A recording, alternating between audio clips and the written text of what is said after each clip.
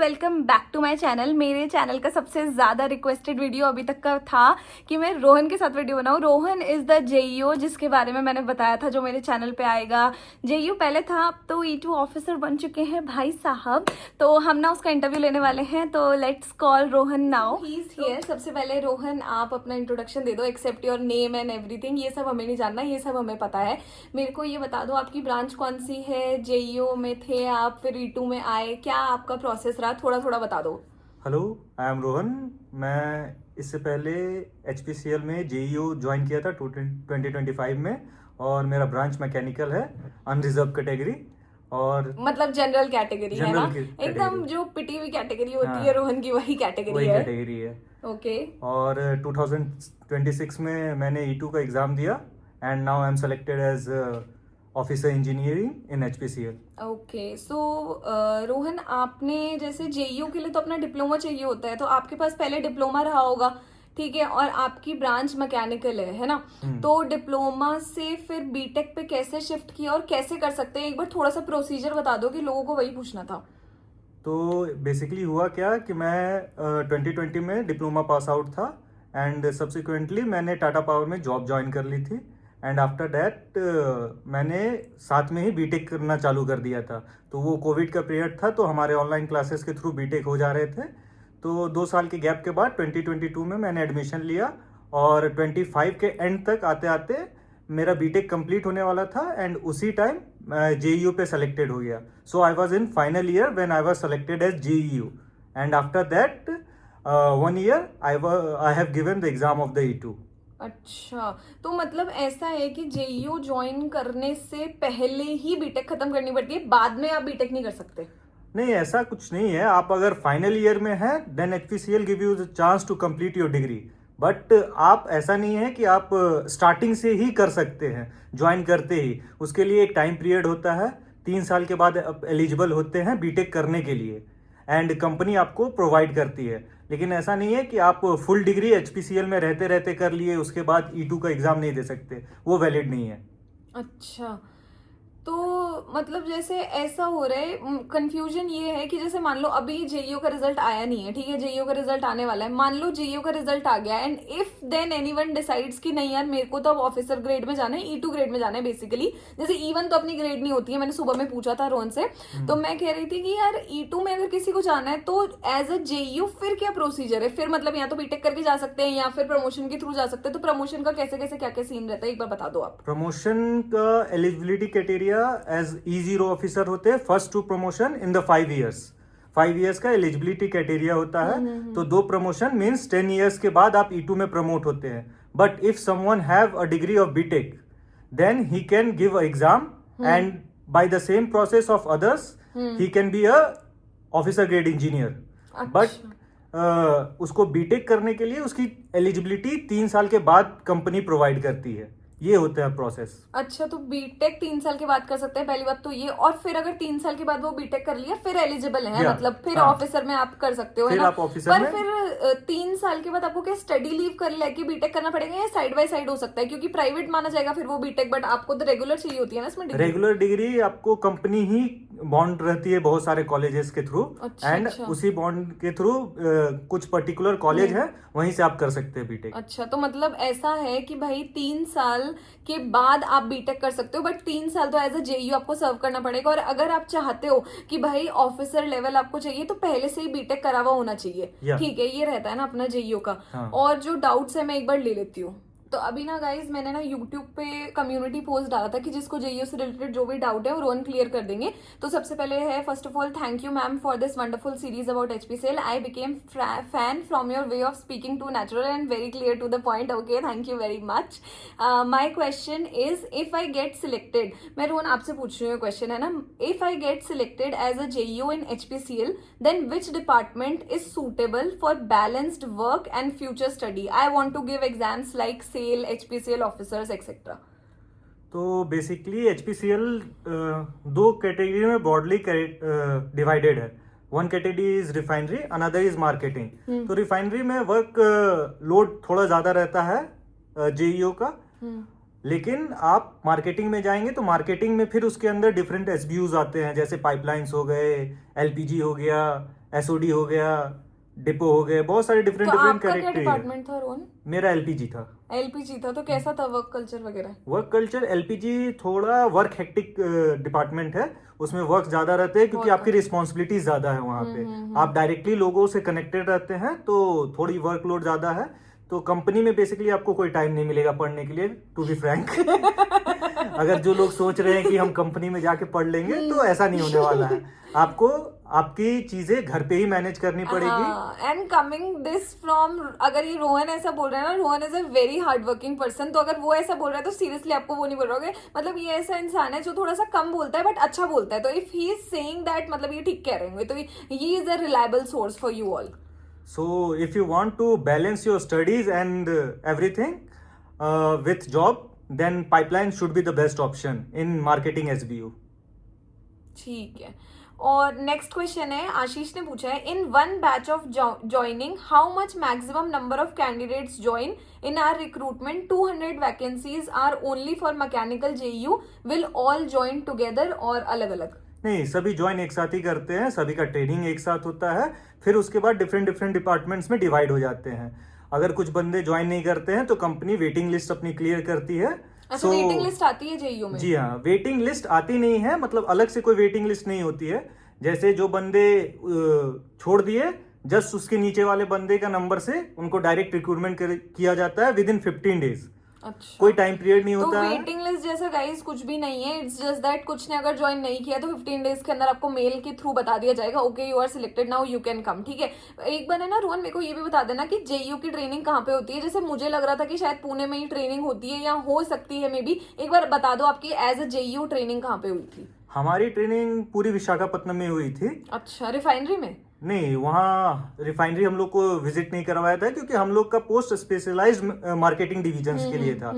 अगर इस बार का पोस्ट मार्केटिंग प्लस रिफाइनरी होगा तो रिफाइनरी जरूर विजिट करवाएंगे। सो बेसिकली सारे ट्रेनिंग, सारे एसबीयू के विजिट्स हम लोग के विशाखापट्टनम में होती है क्योंकि एचपीसीएल की वहाँ एक one of the biggest refinery है। हाँ। सो वो बहुत कंफर्टेबल रहते हैं वाइजैक में विजिट करवाने के लिए। अगर इस बार जेईयू के पोस्ट में रिफाइनरी है तो पुणे में होने के चांसेस थोड़े ज्यादा रहते हैं। अच्छा, तो मतलब पुणे में हो सकता है, यहाँ पे भी होगा। इस देखो लोकेशन आपको जो भी मिलेगी ना बहुत अच्छी मिलेगी, फैसिलिटीज बहुत अच्छी हैं एचपीसीएल की। ये मेरे को रोहन ने भी बताया था कि अलाउंसेस वगैरह जो भी हैं, एज अगर आपका किस भी ग्रेड से आप आ रहे हो, ट्रीटमेंट बहुत अच्छा मिलने वाला है, दैट इज ट्रू। ठीक है, नेक्स्ट क्वेश्चन था Rohan, if I am working as a JU and want to become officer then there is internal department exam और you have to clear the exam. ये मेरे हिसाब से आपने बता दिया है कि नेक्स्ट जो एग्जाम आएगा आप वो क्लियर कर सकते हो, बट आपको उसके लिए बीटेक होना जरूरी है ना? मतलब मोटा मोटी मेरे को ऐसा लग रहा है कि रोहन ये कहना चाहते हैं कि यार एज अ जेयू ज्वाइन करने से पहले ही अगर आप बीटेक कर लेते हो तो that is well and good, वो ज्यादा अच्छा है ना? नेक्स्ट क्वेश्चन है, do we need NOC when we go for officers GD and PI while we are already working in HPCL as a JEO? मतलब मेरे को लग रहा है तुम धांधलीबाजी करने की उसमें हो कि चला जाऊंगा इंटरव्यू बट इन्हें बताऊंगा नहीं, ये लग रहा है मेरे को। तो ये एनओसी की जरूरत पड़ती है क्या? नहीं, आप अगर एचपीसीएल में ही जेईओ के पोस्ट पे हैं और ऑफिसर गेट पे अप्लाई कर रहे हैं तो आपकी ओएनएससी की भी जरूरत नहीं पड़ती है और सेलेक्ट होने के बाद रेजिग्नेशन की भी जरूरत नहीं पड़ती है। हाँ, इनका प्रोसेस बहुत स्मूथ है, मतलब इनका अपने आप ट्रांसफर वगैरह सब कुछ होता है, वो एचआर डिपार्टमेंट अपने आप कर रहा है, रोहन को उससे कोई प्रॉब्लम नहीं है ना? या उसके बाद how is posting decided, does everyone got Mumbai और Visakhapatnam refinery? Let's suppose 100 people join, how much get Mumbai and how much get Visakhapatnam? So इसका कोई प्रोपोर्शन नहीं है, अभी ही क्लियर कर देते मेरे को हैं। लग रहा है पहले रिजल्ट तो आने दो, तुम लोग ने बात के क्वेश्चन अभी से पूछ लिए हैं, ये तो हम लोग को हमारे एज अ ऑफिसर्स भी नहीं पता हम लोग अभी कहाँ जाने वाले हैं, हमें पोस्टिंग बिल्कुल डिसाइडेड नहीं है। ठीक है, तो लेट्स लीव दिस। ये कह रही है दी आपने बीटेक के बाद ज्वाइन किया था क्या? अच्छा, ये मेरे रिलेटेड क्वेश्चन है। हाँ, मैंने बीटेक के बाद ही ज्वाइन किया था, मैंने एमटेक नहीं किया है। प्राइवेट सेक्टर का रिलीविंग लेटर ना रहे तो प्रॉब्लम होगी क्या? नहीं, प्राइवेट सेक्टर में रिलीविंग लेटर नहीं चाहिए। अच्छा, नहीं चाहिए रिलीविंग लेटर अपन को? अच्छा, नो, ठीक है। ये रिलीविंग लेटर्स के बारे में पूछ रहे हैं ना? हाँ, रिलीविंग लेटर्स चाहिए, एनओसीज नहीं चाहिए, सॉरी। अच्छा, एनओसी नहीं चाहिए? एनओसी नहीं चाहिए आपको, इंटरव्यू के टाइम एनओसीज नहीं लगेंगे, रिलीविंग लेटर्स चाहिए। ठीक है। फर्स्ट क्वेश्चन ये कह रहा है कि I am joining JU electrical with diploma only, currently as इनकी 21 ईयर्स है, what is the promotion policy? कैसे कैसे प्रमोशन होते हैं, मतलब कितने 5 साल में, 10 साल में, 12 साल में, कितने साल में आप अपने आप ऑफिसर बन जाओगे without doing anything? I think मतलब हमने only इसका work. आंसर दे दिए थे कि 5 साल का एलिजिबिलिटी क्राइटेरिया है, और for the E0 to E1 5 years criteria, and for E1 to E2 5 years, another 5 years. मतलब देखो So ऐसा है, अगर आप जेईओ बनते हो ना तो कम से कम 10-12 साल लग जाएंगे आपको ऑफिसर इस E2 ग्रेड में आने के लिए, ठीक है। नेक्स्ट है, please describe what is the ratio of becoming E2 grade if there is 100 JEO, how many become E2 after promotion. everyone will eventually become E2. Promotion सभी के होते सभी के हैं, होंगे। ऐसा कोई नहीं है जो E2 E0 पे ही रह जाएगा, ऐसा no one person will ever stand on a single grade. सो इसका टेंशन मत लो, सब E2 बन जाएंगे। डिपेंड करता है आपके वर्क प्रोफाइल पे, आपकी मेहनत पे, सब कुछ आपकी मेहनत पे डिपेंड HPCL करता मतलब है। मेरे हिसाब से थोड़ा सा कॉर्पोरेट कल्चर ही है, आप जितना अच्छा मेहनत करोगे आपको उतना ही परफॉर्मेंस रिलेटेड सब कुछ मिलने वाला है। नेक्स्ट है कि रोहन, ये पूछना है सबको यार, जेईओ का रिजल्ट कब आने वाला है? लोग वेट कर रहे हैं, अभी तक नहीं आया है, कब आएगा जेईओ का रिजल्ट? आज फाइनल बता दो इनको। देखो रिजल्ट का डेट तो हमें भी नहीं पता, ये सिर्फ रिक्रूटमेंट टीम ही बता सकती है आपको। हाँ, ये हम लोग सिर्फ सिर्फ मैम एक बता सकते हैं। क्लोज गेस कर सकते हैं कि एग्जाम हम लोग के फाइनल पोस्टिंग के बाद ही आप लोग का रिजल्ट आ सकता है, विच विल आफ्टर 31st। तो 1 वीक सपोजिबली आप पकड़ के चलो। मैं लेकिन बता रही थी ना, ये मैंने 31st के बाद ही तो बोला था आएगा रिजल्ट, आ जाएगा 31st के बाद, टेंशन मत लो। और नेक्स्ट है कि ट्रेनिंग कहाँ पे होगी? वाइजग। Depends. अच्छा, वाइजग में ही होगी ट्रेनिंग? मोस्ट अच्छा, प्रोबेबली वाइजग। ठीक है। नेक्स्ट क्वेश्चन है, my marks is 132.5 with EWS category, EWS का कट ऑफ 110 है, तो क्या chances You are selected. Selected? बिल्कुल। For मैं the तो बोली GT थी वेरी हाई चांसेस, रोहन कह रहे हैं selected. For GT and PI only. नहीं, अरे PI का अरे हो चुका है इंटरव्यू। इंटरव्यू हो गया, इंटरव्यू हो गया, मेडिकल भी हो गया, सब कुछ हो गया, बस फाइनल रिजल्ट अवेटिंग है। वेरी हाई चांसेस है आपके। सेम मेरी वाली बात बोल दी अब, ठीक है। नेक्स्ट क्वेश्चन है, हाँ ये तो हो गया है। Yes, तो अभी जो कमेंट्स में पूछे थे ना क्वेश्चंस, मैं वो ले लेती हूँ। थोड़े बहुत मेरे वीडियो के नीचे थे, बहुत सारे थे, मैंने जो भी है मोटा मोटी निकाल लिया है। ये है कि मैम HPCL जेईओ के मेडिकल में भी एलिमिनेशन होता है क्या? Yes, medical is a elimination rounds, लेकिन आपके अगर मार्क्स अच्छे हैं GT और PI सब मिला के, देन बहुत कम चांसेस होते हैं आप मेडिकल में एलिमिनेट हो, if you are medically fit. अगर मेडिकल में कुछ ऐसी कंडीशंस निकली कि आप फिट नहीं होते हैं उस जॉब प्रोफाइल के लिए, then you will be eliminated, but इसके चांसेस बहुत ही कम होते हैं। मतलब ऐसा है, मेडिकल में नहीं सिलेक्ट होने के चांसेस बहुत रेयर हैं, कि मतलब ऐसा रहता है कि मेडिकल में वो लोग चेक करने का ये है कि यार तुम्हें कोई बहुत बड़ी बीमारी तो नहीं है जिसकी रिस्पॉन्सिबिलिटी HPCL को बाद में लेनी पड़ेगी, क्योंकि मेडिकल क्लेम वगैरह सब कुछ मिलता है ना, तो इट्स लाइक कि तुम कंपनी ज्वाइन करके भाई लाइबिलिटी ना बन जाओ उनके लिए, तो वो सिर्फ मेडिकल उसके लिए। बाकी अगर आपको बिल्कुल कोई बीमारी नहीं है, एकदम माइनर सा वेट इशू है, मान लो आई का थोड़ा सा माइनर इशू है, तो ऐसा कुछ नहीं होता, ऐसा ऑफिसर में ऐसा होता है। बाकी रोहन कुछ ऐसा सीन तो नहीं है ना नहीं, जेईओ कोई के सीन मेडिकल नहीं, में? कोई सीन ठीक नहीं है, है ऐसा। सही है। और बाकी ब्रांचेस इलेक्ट्रिकल है, ST कैटेगरी 92 कट ऑफ वगैरह, ये मतलब ये है कि अगर आप लोग के बहुत ज्यादा मार्क्स है ना कट ऑफ से, तो सिलेक्शन हो ही जाएगा। मतलब ऑफिसर में भी मेनली ऐसा ही था, वो है कि बहुत हाई चांसेस है, बट इसमें भी मैं कह रही हूँ कि भाई आपने मतलब बहुत ही गंदा ही परफॉर्म किया है GT और PI में, तब मैं उसका गारंटी नहीं ले सकती। बाकी और मैं ये भी कह रही हूँ जिनकी कट ऑफ से एकदम आसपास नंबर है, वो लोग भी बिल्कुल डिमोटिवेट मत होना। मेरी जो रूममेट है ना, जो मेरी रूममेट है अंजलि, आपने उसको जानते होंगे, वो पहले वीडियो में आई हुई थी, उसके भी कट ऑफ से 1 या 2 नंबर ही ज्यादा थे। She is selected and she is with me, तो फिर ऐसा कुछ वो नहीं है, होने वालों का होता है, नहीं होने वाले का नहीं होता है, तो डिमोटिवेट बिल्कुल भी नहीं होना है, भगवान का नाम लो, सब कुछ अच्छा होगा, ठीक है। नेक्स्ट है HRRL के क्वेश्चंस थे, इसका हमें ज़्यादा आइडिया नहीं है अभी, पर मैं रिसर्च करके बता दूंगी।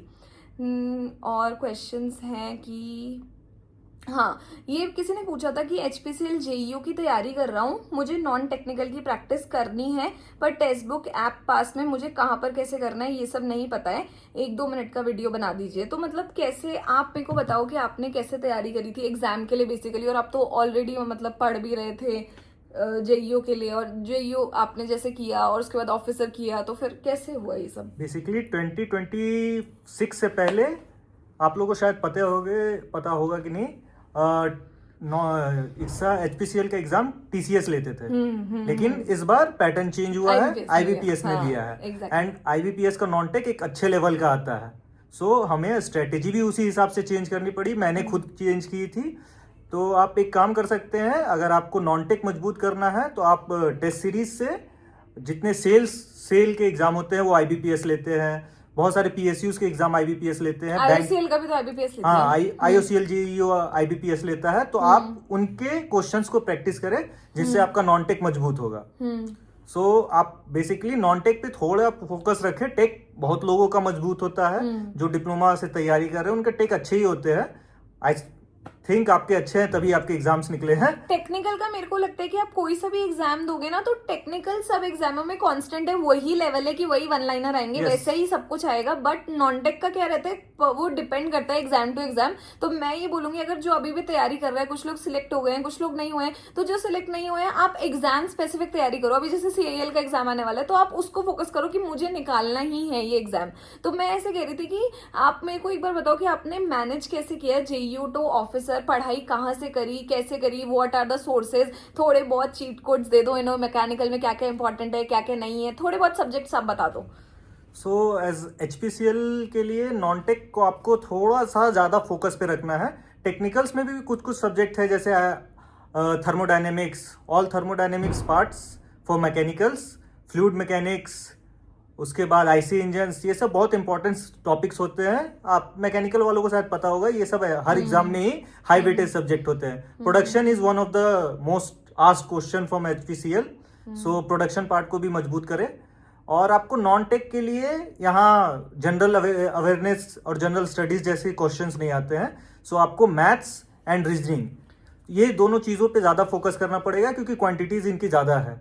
इंग्लिश भी आपको अच्छी रखनी पड़ेगी। सो बेसिकली ओवरऑल सारे ही सब्जेक्ट जनरल अवेयरनेस छोड़ के आपको इसमें पढ़ने पड़ेंगे। And if you follow the pattern of the railways के पैटर्न से बहुत अच्छे अच्छे क्वेश्चन आते हैं इसमें। सो आप रेलवेज के पैटर्न को भी फॉलो कर सकते थे पिछले साल तक, लेकिन इस साल तो IBPS ने ले रहा है। सो आप रेलवे को कंसीडर ना करें। आप उससे अच्छा IOCL की JEU सेल के जो MT लेवल्स के क्वेश्चंस आते हैं, सो लेवल हाई करके आप सेल के MT के हुई टारगेट करके आप दोनों एग्जाम को निकाल सकते हैं। और जहां तक रही पढ़ाई, जॉब के साथ पढ़ाई को मैनेज करना, वेरी डिफिकल्ट टास्क। बहुत सारी चीजें आपको छोड़नी पड़ेगी, घूमना छोड़ना पड़ेगा, आपको चीजों को अच्छे से मैनेज करना पड़ेगा। आप अपने साथ शॉर्ट नोट ले जा सकते हैं। कंपनीज में काम 8 साढ़े 8 घंटे की हमारी शिफ्ट होती थी, 8.5 घंटे आपके काम नहीं चलेंगे, 10 मिनट का टाइम ले रहा, शॉर्ट नोट्स रिवाइज करें। बेस्ट पार्ट होता है वो रूम जाके टेस्ट सीरीज लगाए। और जिनका JEU हो गया है या जो बहुत दिनों से तैयारी कर रहे हैं, सबसे पहले फोकस करें, पहले तो आपका सिलेबस कंप्लीट होना चाहिए, टेस्ट सीरीज होने चाहिए, अच्छे से टेस्ट सीरीज लगाने पड़ेंगे आपको। तो आपको माइंड मैप उसी तरह से बनाना है कि हमको मिनिमम टाइम में मैक्सिमम आउटपुट चाहिए, जिसके लिए आपको बहुत सारी चीजें छोड़नी ही होंगी। घूमना छोड़ना पड़ेगा, हो सकता है किसी टाइम खाना छोड़ना पड़ेगा। होता था, हमारे साथ भी होता था, ब्रेकफास्ट नहीं हो रहा है, ऐसा होता था कि ब्रेकफास्ट छोड़ दिया। हाँ, ब्रेकफास्ट छोड़ दिया बहुत दिनों, कभी रात तक लेट से पड़े, सुबह उठ नहीं पाए, ब्रेकफास्ट खत्म। अच्छा। सो आपको उसी हिसाब से अपने बॉडीज को, अपने हैबिट्स को ढालना पड़ेगा। और ज्यादातर जगह शिफ्ट होती है, तो आपको ये भी ध्यान रखना पड़ेगा कि आपकी कोई एक टाइमिंग नहीं होनी चाहिए, या I am a morning person, I am a night person, हमको सुबह उठ के ही पढ़ना है, हम रात में लेट तक पढ़ेंगे। आपको अपने शिफ्ट के हिसाब से आपके रूटीन्स को चेंज करना पड़ेगा। अच्छा। ये सबसे बेस्ट तरीका होता है जब आप काम कर रहे हैं और पढ़ रहे हैं तो। और utilise your week off, Sundays नहीं होते हैं तो ये मत समझिएगा संडे को ही वीक ऑफ होता है, किसी भी दिन मिल सकता है। सो यूटिलाइज इट वेरी प्रॉपरली। उस दिन मैक्सिमम रिवीजन होना चाहिए आपका, जितने ज्यादा से ज्यादा रिवाइज कर सकते हैं, जितने अपने नोट्स को गो थ्रू कर सकते हैं। हो सके उस दिन 2 टेस्ट लगाइए, अगर जनरली आप 1 लगा रहे हैं तो टेस्ट की एनालिसिस बहुत जरूरी है, एनालाइज करना है अच्छे से टेस्ट को। हाँ, तो मेरे को ये पूछना था कि टेस्ट सीरीज कितनी ज्यादा इंपॉर्टेंट है और शॉर्ट नोट्स कितने ज्यादा इंपॉर्टेंट है। अब आप मेरे को बताओ कि आप इतनी मोटी कॉपी वाले शॉर्ट नोट्स से रिवाइज कर उसको पढ़ते थे, या फिर एग्जाम्स की तैयारी जब ऑलमोस्ट आपकी हो गई थी, आपको पता था कि यार मेरे को अब सिलेबस नहीं देखना, I just want to practise and practise, तो कितनी बार आप अपने वापस नोट्स खोलते थे, या फिर सिर्फ पतली सी शॉर्ट नोट्स कॉपी थी वही मेरे साथ चलती थी, उसी को दिन रात घोटता रहता था कि मेरे को इसने मेरे को बताया था कि मेरे को ये तक याद है कि कौन से पेज पे क्या लाइन मैंने कब लिख रखी है। तो इस लेवल की जब प्रैक्टिस होती है ना तभी आप कर सकते हो। मैं कह रही हूँ मेहनत करो, मेहनत से बढ़ के कुछ भी नहीं है। सो जहां तक आए शॉर्ट नोट्स के बाद, आपको शॉर्ट नोट्स को क्रिप्स करना है एक बार, फिर उसको और शॉर्ट करना है।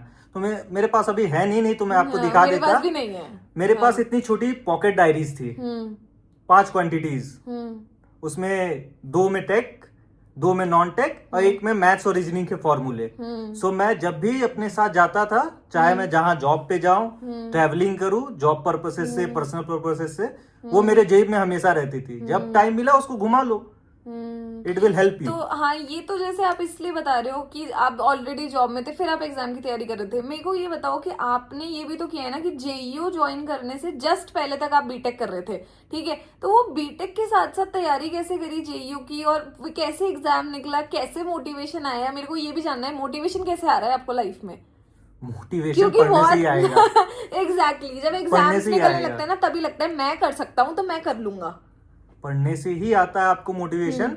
और जिस टाइम पहला कोई भी एग्जाम आपका निकला, उसके बाद आप एग्जाम निकालने की लड़ी लगा देंगे, मैं गारंटी लेता हूँ आपके सही पास। बोल रहा है, ये ठीक कर रहा है। मेरे साथ भी सेम यही चीज हुई थी।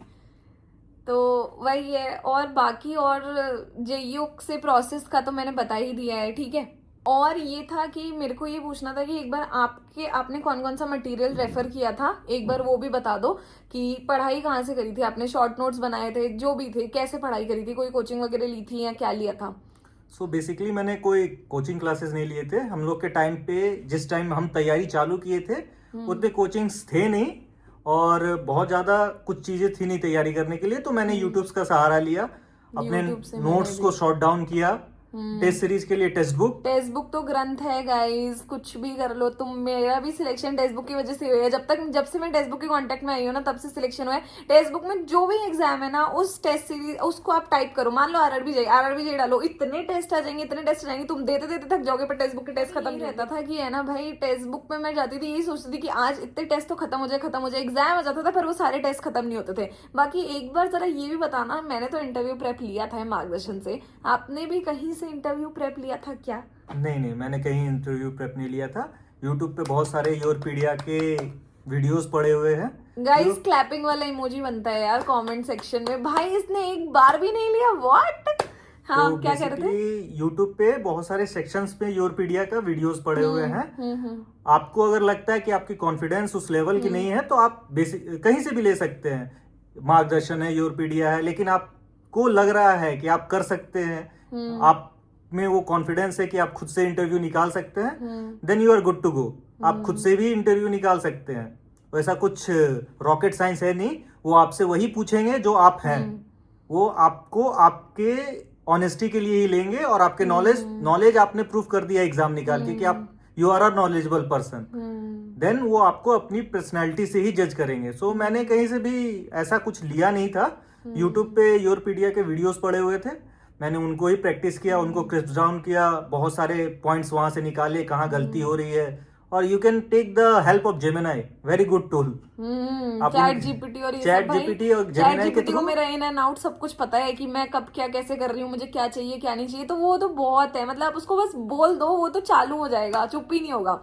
तो और ये है कि है ना, सुबह मेरे को है ना रोहन बोल रहा था कि है ना, मैं इसको बोल रही थी, मैंने कहा यार should we consider ourselves lucky कि हम लोग यहाँ पे हैं, हमें इतना एक्सपीरियंस करने की। तो इसने मेरे को एक लाइन बोली थी जो मेरे साथ अभी शाम तक भी स्टक है। इसने मेरे को बोला था कि है ना, तुम लकी नहीं हो जो तुम यहाँ पे हो, तुम मेहनती हो, अपन सब मेहनती हैं, इसीलिए अपन यहाँ पे आए हैं, ठीक है? और इन्होंने अपने में कुछ ऐसा देखा है, जैसे इलेक्ट्रिकल में 37 ऑफिसर्स की वैकेंसी थी, इन 37 जनों में इन्होंने ऐसे देखा है जो बाकी सब में नहीं था। तो तुम किसी क्वालिटी की वजह से यहाँ पे हो, तो हमेशा मैं कहती हूँ ग्रेटफुल रहो, बट अपनी मेहनत को कभी मत छोड़ना, ठीक है? और दूसरा मेरे को ये पूछना था आपसे रोहन, कि जैसे कि मुझे ये पूछना था रोहन आपसे कि अभी जैसे जेईओ का रिजल्ट आ जाएगा, तो इनका आगे का कैसे कैसे प्रोसेस रहने वाला है, कैसा प्रोसेस होता है, एक बार मेरे को बता दो। रिजल्ट आ गया, मतलब मान लो साइट पे डाल दिया रिजल्ट आने के बाद आपको 2 प्रोसेस होते हैं, एक जो जॉब कर रहे हैं और जो फ्रेशर्स हैं। जॉब जो कर रहे हैं उनको अपने कंपनीज में रिजाइन देना पड़ेगा। अगर आपका नोटिस पीरियड है, अगर आप कितना टाइम होता है रिजल्ट और ज्वाइनिंग के बीच में? बेसिकली 15 दिन से 20 दिन के जितना अंदर। अपना उतना ही होता है। सेम अच्छा, रहता है। ठीक है। तो आपको अपने प्रीवियस कंपनी में रेजिग्नेशन देना पड़ेगा। अगर आपके नोटिस पीरियड है, अगर आप उसको सर्व नहीं कर सकते हैं तो पैसे दे के आ जाइए। अगर सर्व करना चाहते हैं तो एक्सटेंशन लीजिए। मेरा यही रहेगा कि आप एक्सटेंशन मत लीजिए, क्योंकि यहाँ 1 महीना हमारा समावेश चलता है और वो HPCL का one of the best part है। बेस्ट एक्सपीरियंस है, इतना लग्जूरियस, इतना मतलब रिफ्रेशिंग एक्सपीरियंस आप अपनी पूरी जिंदगी में याद रखोगे कि इतना फन एक्सपीरियंस मैंने आज तक नहीं लिया है। सो एक्सटेंशन नहीं लीजिए, कोशिश वही कीजिए एक्सटेंशन ना ले। सबसे बेस्ट पार्ट रहता है आपकी HPCL जर्नी का, वो सबसे बेस्ट पार्ट है।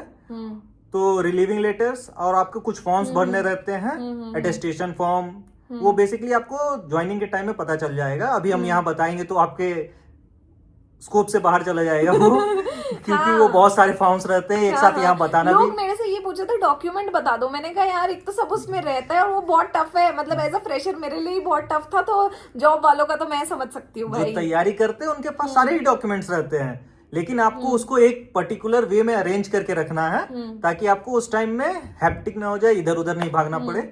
सो ये रहते हैं। और जो फ्रेशर्स हैं उनके लिए तो कुछ कहने नहीं है, उनके तो मजे है भाई, वो बस आए और ज्वाइन करे, सारे डॉक्यूमेंट्स लेके आओ, करके रखेंगे, वो ज्वाइन कर ले। अब है ना, मेरे को ना एक चीज पूछनी थी कि थोड़ा सा अब अपन एजुकेशनल की जगह पर्सनल क्वेश्चंस पे जाते हैं। मेरे को ये बताओ कि यार why not private sector and why a PSU, मतलब गवर्नमेंट सेक्टर में क्यों जाना है? Private sector has its own perk, तो गवर्नमेंट सेक्टर में क्यों जाना है अपन को? तो बेसिकली मैं JEO के लिए ये स्पेसिफिक बोलूंगा।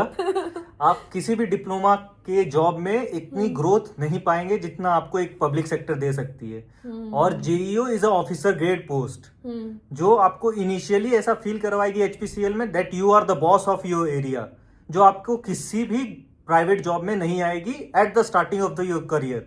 सो करियर के स्टार्टिंग में आपको अगर बहुत ज्यादा अच्छे अलाउंसेस पर्क्स चाहिए, then PSU is the best place and HPCL is the one of the bestest place in PSU to work. इसी से मेरा एक क्वेश्चन था कि did you always dream of joining HPCL or was it something that happened during your preparation? Frankly speaking, no. मतलब अपन सबकी तैयारी कर रहे हैं, जिसमें सिलेक्शन हो गया वही ड्रीम बन गया मेरा। और हम एक एडवाइस देना चाहेंगे, कोई भी पर्टिकुलर एग्जाम की तैयारी कभी मत करना, कि पूरा क्योंकि जॉब जरूरी है, कहाँ हो रहा है ये जरूरी नहीं है। अभी के मार्केट में जॉब जरूरी है, जॉब जरूरी है, सही बोल रहे हो। और एक क्वेश्चन था, पर्सनल क्वेश्चन, आपने कभी अपनी लाइफ में, मतलब अभी सक्सेस से पहले, JEO से भी पहले, कोई फेलियर कभी फेस किया है जिससे आपको कोई सीख मिली हो? बहुत सारे फेलियर्स हैं। I was not selected in RRB JEE CBT 2 in last year, तो but this year he is selected and he is given the exam, even me too. Yes, तो फेलियर्स तो आते रहेंगे and failures is a learning, उससे डरना नहीं है, exam देते रहो, छोटा बड़ा कोई भी एग्जाम रहे, छोड़ना नहीं है। फेलियर्स होते रहेंगे और फेलियर्स से आपको सीखना है कि किस चीज में हम लैगिंग कर रहे हैं। मेरा पिछले साल टेक्निकल्स में कम नंबर थे, I was lagging in technicals, तो इस बार मैंने टेक्निकल्स को इतना इम्प्रूव किया है कि मैं E2 लेवल के एग्जाम दे रहा हूँ। सो इट भी आप भी कर सकते हैं, कोई बड़ी चीज नहीं है वो। और how did you stay motivated after setbacks, मतलब आपको ये जील कहाँ से आती है कि यार चल मैं पढ़ूंगा? खुद नहीं, बस पढ़ते रहो, पढ़ाई बुक देख के ही आ जाती है। अच्छा। कुछ स्पेशल नहीं होता है। लोग बोलेंगे अपने माँ बाप की फोटोज देखो, कोई बोलेंगे मोटिवेशनल वीडियो देखो, कुछ नहीं होगा उससे। आपके अंदर से आवाज आनी चाहिए कि हमको करना है, नहीं तो कभी नहीं कर पाओगे।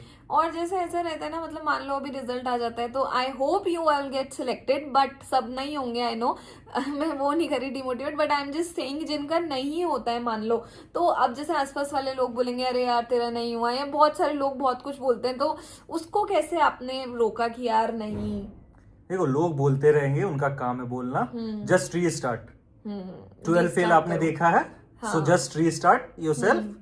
आप अभी जॉब मार्केट इतना अच्छा है कि वैकेंसीज बहुत जल्दी जल्दी आती है, तो आप कहीं भी जाके सेलेक्ट हो सकते हो। HPCL नहीं हुआ IOCL है, IOCL नहीं हुआ SSC JEE है, SSC JEE नहीं हुआ रेलवे है। अगर आपके पास बीटेक है तो आप और लकी है कि आपको और चांसेस है, आपके पास और ऑप्शंस है एक्सप्लोर करने के लिए। सो हाँ, ज्यादा बेटर वही है HPCL में आने से पहले पहले अगर बीटेक हो जाता है तो बढ़िया है, नहीं तो बाद वाला प्रोसेस तो रोहन ने बता ही दिया है। और है ना, देखो अभी मेरे को जितने क्वेश्चंस थे उतने मैंने ले लिए हैं। बाकी अगर आपको और भी क्वेश्चन है आप कमेंट सेक्शन में डाल सकते हो, कम्युनिटी पोस्ट में डाल सकते हो। रोहन के साथ अभी हम लोग हैं, मैं इनसे पूछ लूंगी और मैं कन्वे कर दूंगी, और जो भी आपके डाउट्स होंगे आप सब कॉमेंट सेक्शन में पूछ लेना, कोई प्रॉब्लम नहीं है। आराम से JEO से E2 कैसे रोहन ने शिफ्ट किया सब कुछ ये बता देंगे। और उससे पहले, बस जाने से पहले लास्ट लास्ट हमारा सेगमेंट होने वाला है कि मैंने जस्ट इंट्रोड्यूस किया है अपने उससे कि रैपिड फायर लेते हैं, ठीक है? एक ही वर्ड में आंसर देना है और जल्दी जल्दी आंसर देना है, ठीक है? फन सेगमेंट है, ठीक है? टी और coffee? Always tea. Always tea, he does not drink coffee, okay. Morning study और night study? Shift wise study. Okay. Notes और बुक्स? नोट्स। मॉक टेस्ट या पीवाईक्यू? बोथ। बोथ, दोनों जरूरी है। Favourite engineering subject? थर्मोडायनेमिक्स। अरे वाह। One motivational quote you live by? सोच सकते हैं। Okay. Never listen to the person who haven't achieved in his field which you are trying to achieve. Never listen to that person. Okay. One habit that changed your preparation to another level? Analyzing mock text thoroughly. अच्छा, बढ़िया। One person who inspired you the most? My father. अरे same. If not HPCL what would you have done? मतलब ऐसा मत बताना कोई और company join करता है, ये नहीं, अपार्ट फ्रॉम दिस फील्ड आप क्या कर रहे हो? इंजीनियरिंग के अलावा? हाँ, मतलब इंजीनियरिंग और ये टेक्निकल एस्पेक्ट, इन सब के अलावा आप क्या कर रहे होते? Civil services. है यार, इतनी पढ़ाई। ठीक है। One word to describe your HPCL journey, this is the last question. One word, only एक वर्ड बोलना है। HPCL जर्नी, JEO से E2 everything. Very motivated and inspiring. अरे अच्छा, ओके। मेरा पता है क्या था गाइज, मेरे लिए एक जो वर्ड था वो था टफ। बहुत ज़्यादा हार्ड है भाई, इसमें इतने रिजेक्शंस होते हैं कि यार झेलना मुश्किल है बहुत ज़्यादा, वेरी टफ। ओके, तो इसी के साथ इस वीडियो को एंड करते हैं। कुछ भी क्वेश्चंस है कमेंट सेक्शन में डालना, बड़ा हो गया ये वीडियो, बट मैंने सिर्फ बहुत जितना इन्फो हो सकता है, रोहन थोड़ा कम बोलने वाले पर्सन है पर मैंने इनसे निकलवाया है अपनी वे में। तो मिलती हूँ मैं आपसे नेक्स्ट वीडियो में, टिल देन बाय।